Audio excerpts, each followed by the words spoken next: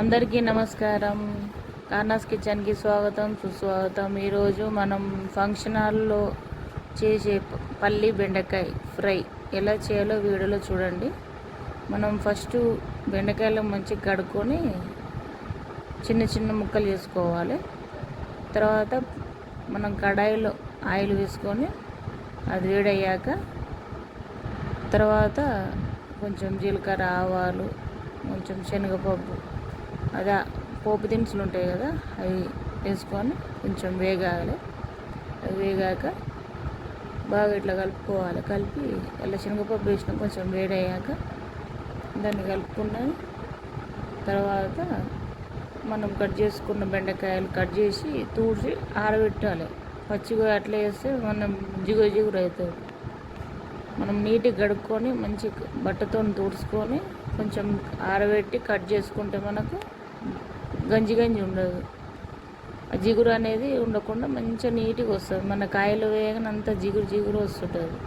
అలా కాకుండా మనం మంచిగా కడుక్కొని క్లాత్తో తుడిస్తే ఏమవుతుందంటే మంచిగా అప్పుడు మనకు తడిపోయి జిగురు అనేది ఉండదు. జిగురు రాకుండా నీట్గా వచ్చేస్తాయి. మంచిగా కలుపుకొని జిగురు కొంచెం కూడా రాలేదు చూడండి. అట్లా మంచిగా బాగా కలుపుకొని వేయించుకోవాలి. బాగా వేగాక ఆ జిగురు అంతా వెళ్ళిపోతుంది. వెళ్ళిపోయినాక మనకు కర్రీకి సరిపోయేంత, ఆ ఫ్రైకి ఎంత అవుతుందో అంత సాల్ట్ వేసుకొని మళ్ళీ మిక్స్ చేసుకోవాలి. మొత్తం బెండకాయ పట్టుకుంటుంది. ఉప్పు కొంచెం అట్లా ఒక స్పూన్ పసుపు, మనకు జిగురు పోయినాకనే వేసుకుంటే ఏమవుతుందంటే బెండకాయకు మంచిగా పసుపు ఉప్పు బాగా పట్టుకుంటుంది. లేదంటే మొత్తం గంజి ఆ బెండకాయ అంతా మొత్తం పచ్చడి టైప్ అయిపోతుంది. మనకు ఫ్రై లాగా ఉండదు. ఇది ఒక టిప్పు మనకి. నీట్గా చూడండి, ఎంత నీట్గా దేని దానికి ఉన్నాయి. లేకపోతే జిగురు ఉండి మనకు బెండకాయ అంతా మొత్తం స్మాష్ అయిపోతుంది. అలా మంచిగా కలుపుకోవాలి. కలుపుకొని ఆ జిగురు వెళ్ళిపోయాక కొంచెం గరం మసాలా, కొంచెం ధనియాల పొడి కలుపుకొని వేసుకోవాలి. అది కూడా మిక్స్ చేసుకోవాలి.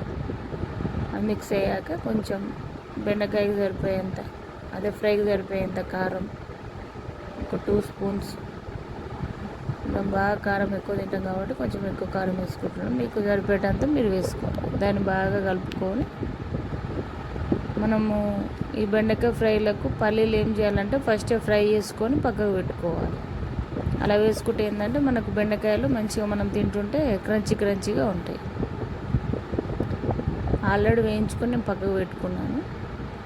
మనం బెండకాయ మొత్తం కర్రీ ఫ్రై మొత్తం కారం గీరం అంతా అయిపోయినాక, ఉప్పు కారం అంతా అయిపోయినాక కొంచెం వెల్లుల్లి, పల్లీలు వేయించుకొని పక్కకు పెట్టుకోవాలి.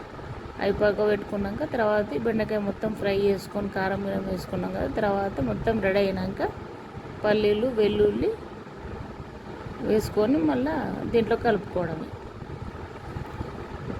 అంతే, మనకు బెండకాయ పల్లి functional style fry ready. Thank you.